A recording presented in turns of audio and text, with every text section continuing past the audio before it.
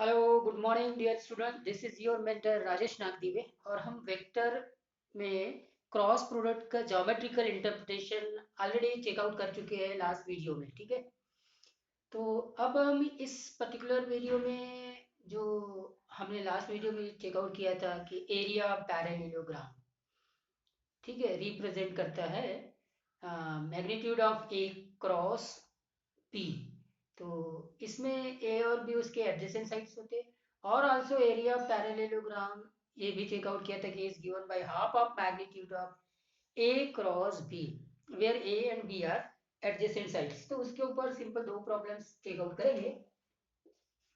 Area of parallelogram, ठीक, fine.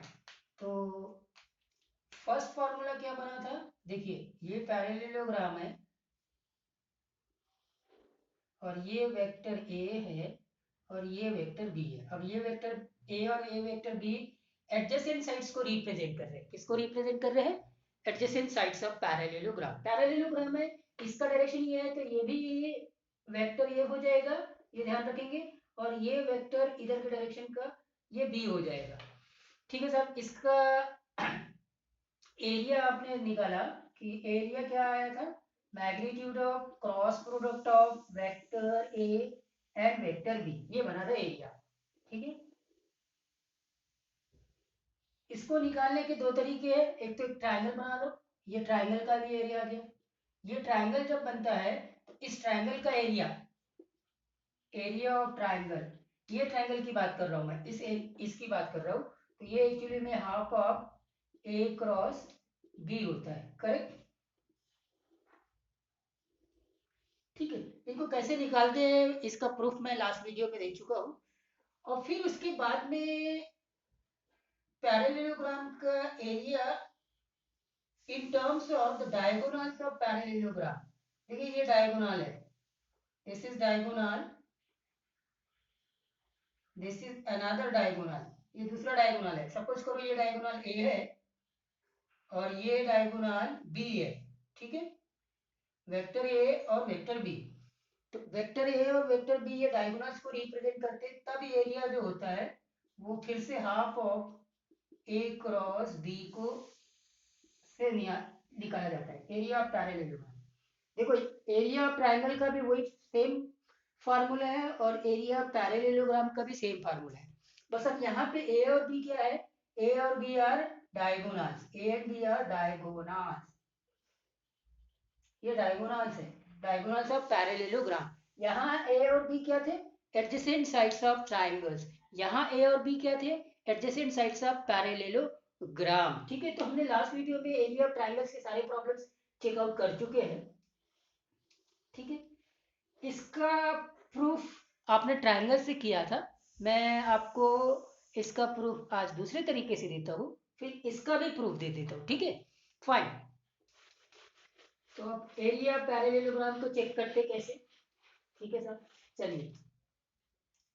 तो ये जो पैरेललोग्राम इसकी दो एडजेसेंट साइड्स ए और बी को रिप्रेजेंट करेगी। चलो इसको मैंने बी रिप्रेजेंट कर दिया और इसको मैंने ए रिप्रेजेंट कर दिया, हो गया एडजेसेंट साइड्स।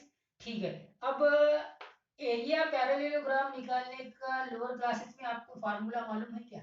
चलिए, इसका नाम ए दे दिया, इसका बी दे दिया, इसका सी दे दिया, इसका डी दे दिया और ये कोई ई हो गया। ये जो एंगल है थीटा, ये थीटा एंगल वेक्टर ए और वेक्टर बी के बीच में है। ठीक है, तो अब अगर आप देखें तो एरिया पैरेललोग्राम का जो फॉर्मूला होता है वो होता है बेस इनटू हाइट। ठीक है, तो अगर बेस यहाँ ए बी होगा और हाइट इसका डीई होगा। ठीक है, फाइन। तो डियर स्टूडेंट्स, ए बी को अगर मैं वेक्टर के फॉर्म में आ जाऊं तो ए बी मैग्नीट्यूड है वेक्टर बी का और ये डीई, ये हो गया। ठीक है, इसमें हम रिप्लेस करेंगे डीई को। अब आते हैं इस ट्रायंगल में ए डी ई। ठीक है, सिर्फ ट्रायंगल की बात कर रहा हूँ। तो यहाँ आप साइन थीटा का फार्मूला लगा सकते हैं, अपोजिट बाय हाइपोटेनियस, थीटा के अपोजिट डीई है और हाइपोटेनियस में एडी है, तो यहां से मुझे डीई मिल जाएगा। बोलो डीई क्या होगा? डीई होगा AD into sine theta, correct. और एडी अगर आप देखें तो वेक्टर ए का मैग्नीट्यूड है, वेक्टर ए का मैग्नीट्यूड इंटू साइन थीटा।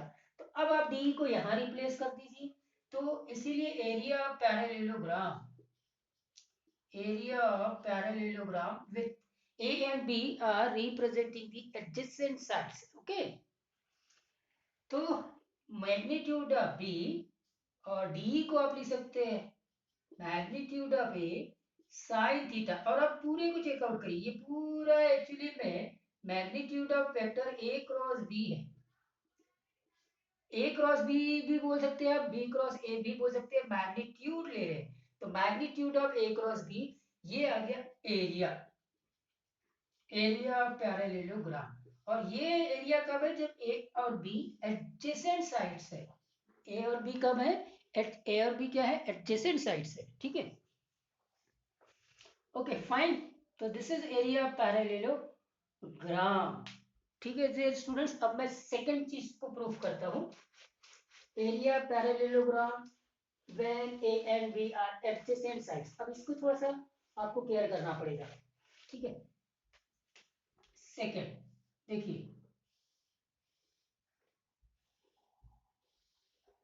ठीक, और ये वेक्टर ए है और ये वेक्टर बी है, ठीक।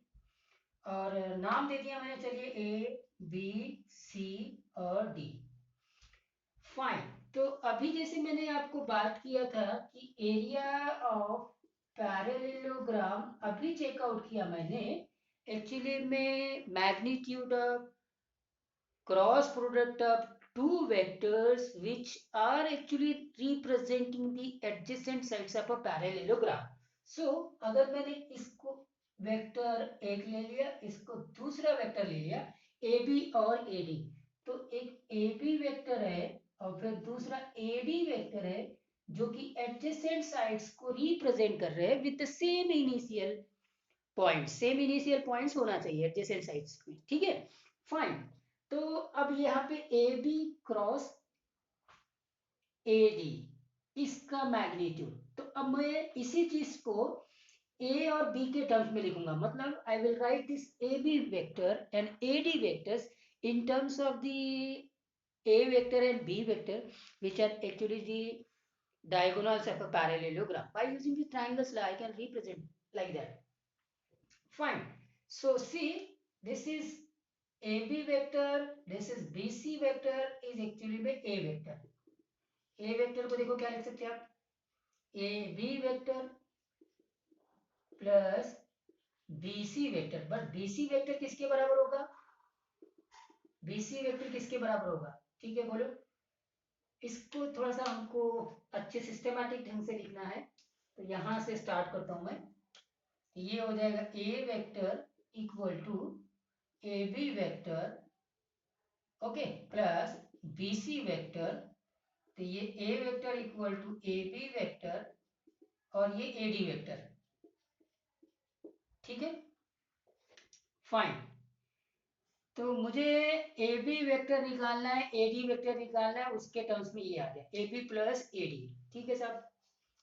अब आते हैं, इसको अगर मैंने इक्वेशन नंबर 1 लिख दिया, ठीक है। अब दूसरा ट्राइंगल सर्च करते हैं, देखो ये ए बी वेक्टर प्लस ये B D vector A D vector के बराबर है।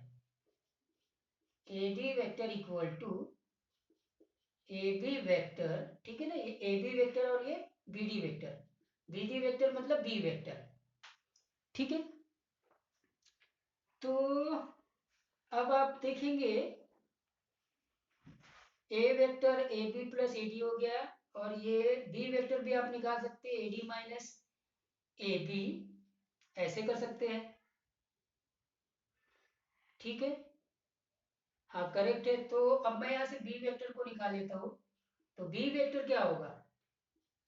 A D vector minus A B vector, correct है। चलो इक्वेशन नंबर 2 ले लेते हैं। अब आप देखेंगे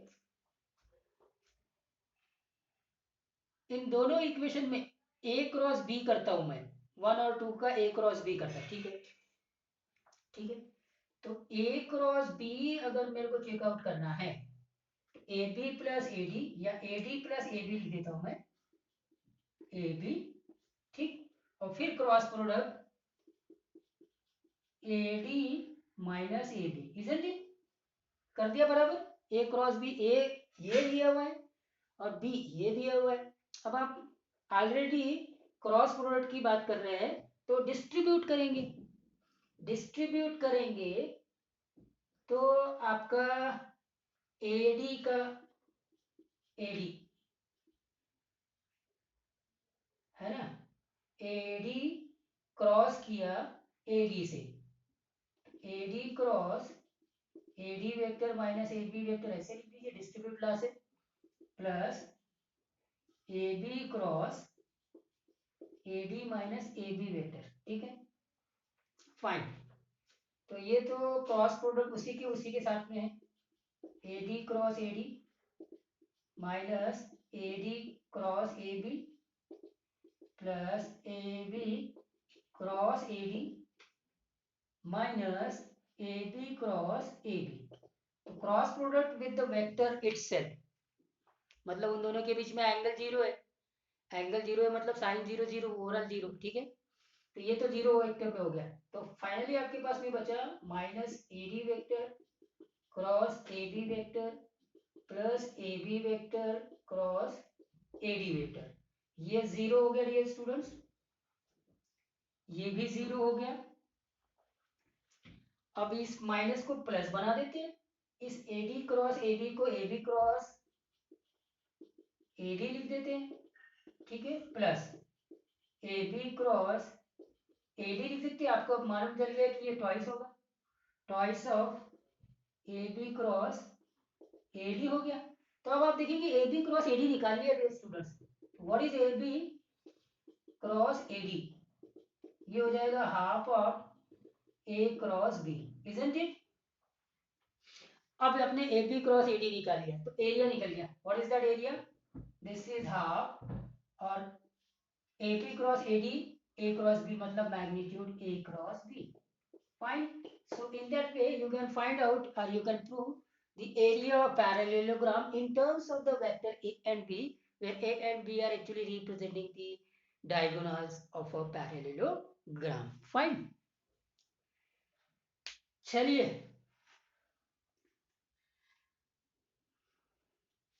now come to the two examples on finding the area of parallelogram. One, when the adjacent sides are a and b, and the second when the diagonals are a and b, fine। चलिए do the first problem, find the area of parallelogram, find the area of parallelogram whose adjacent sides are, whose adjacent sides are, vector A को दे दिया i plus 2j plus 3k and b equal to 3i minus 2j plus k, fine. तो इसका area निकालेंगे, already बोल दिया है कि ये एडजेसेंट साइड्स को रिप्रेजेंट करते हैं, अगर एडजेसेंट साइड्स को रिप्रेजेंट करते हैं तो एरिया ऑफ पैरेललोग्राम क्या होगा, एरिया ऑफ पैरेललोग्राम ये होगा magnitude of A cross B. तो पहले आपको ए क्रॉस बी निकालना पड़ेगा, A cross B component form में आई जे के, करेक्ट। पहले वेक्टर ए है तो इसके स्केलर कंपोनेंट आएंगे 1 2 3, फिर वेक्टर बी है तो इसके स्केलर कंपोनेंट आएंगे 3 माइनस 2 एंड 1। अब आप इसको कैलकुलेट करिए, आई आई मतलब ये फर्स्ट कॉलम फर्स्ट रो को छोड़ दो तो ये हो जाएगा 2, फिर माइनस आता है और फिर ये -6 मतलब +6, फिर सेकंड में आते हैं तो यहाँ माइनस लिखते हैं, ये जे। अब फर्स्ट रो और सेकंड कॉलम को छोड़ दीजिए, 1 माइनस, ठीक है, 1 माइनस 9 एंड देन के में आते हैं, इसको छोड़ दीजिए, फर्स्ट रो और थर्ड कॉलम, -2 एंड देन -6, तो फाइनली ये 8i -8j, सॉरी +8j, ये माइनस और ये minus plus, +8j and of course -8k, ये बना। ठीक है, आप यहां से 8 ले लेते कॉमन, i + j -k, तो इसीलिए इसका मैग्नीट्यूड निकल गया, a क्रॉस b का magnitude straight forward 8 × 1 + 1 + 1 that is 8√3, ये आपका आंसर होगा। ठीक है, तो ये तो हो गया area of a parallelogram in terms of the adjacent sides. Okay, second question को चेकआउट करते हैं।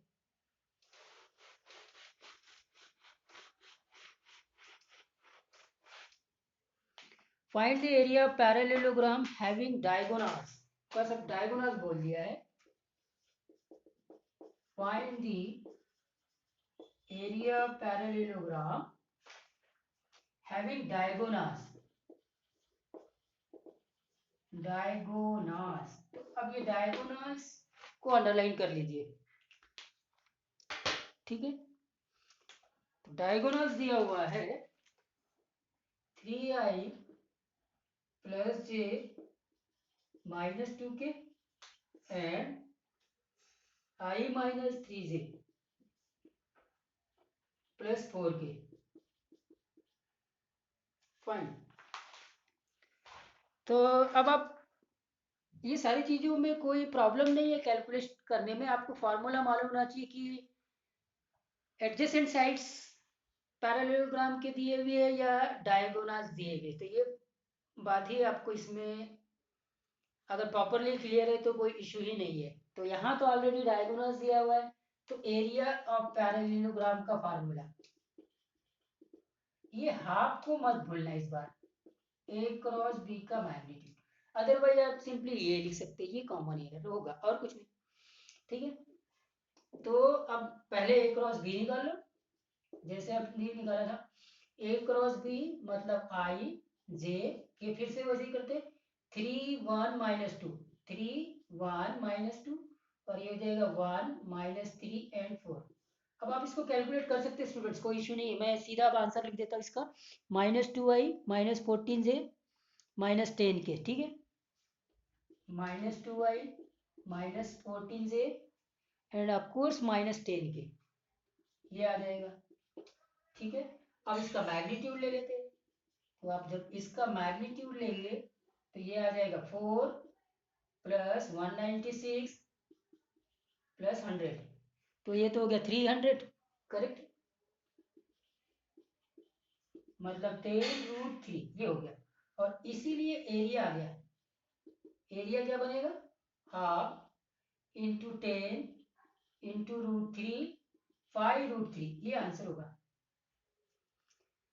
तो ये था area of parallelogram, area of parallelogram when a and b representing the adjacent sides, and area of parallelogram when a and b representing the diagonals। Okay, I hope that आप सब लोगों को ये बात क्लियर हुई होगी। तो अब मैं आपको होमवर्क दे देता हूँ। तो स्टूडेंट्स, ये आपके लिए मैंने 2 होमवर्क रख लिए हैं, दोनों अलग अलग केसेस लिए, एक बार एडजेसेंट साइड्स वाला और एक बार डायगोनल वाला। Okay fine, do it. Find the area of parallelogram ABCD with AC is equal to I minus 2j plus k and BD is equal to I plus 2j minus 5k। See here, ABCD is a parallelogram, अगर ABCD parallelogram है तो AC diagonal होगा, BD diagonal होगा, तो diagonal वाला formula आप यहाँ पे अप्लाई करेंगे। And then the second one, find the area of parallelogram with adjacent sides are I minus k and 2j plus 3k, तो ये adjacent sides वाला फॉर्मूला आप यहाँ पर यूज कर सकते हैं। तो ये the area of parallelogram, okay, in terms of A and B when A and B representing the adjacent sides and also when A and B representing the diagonals. Okay, fine.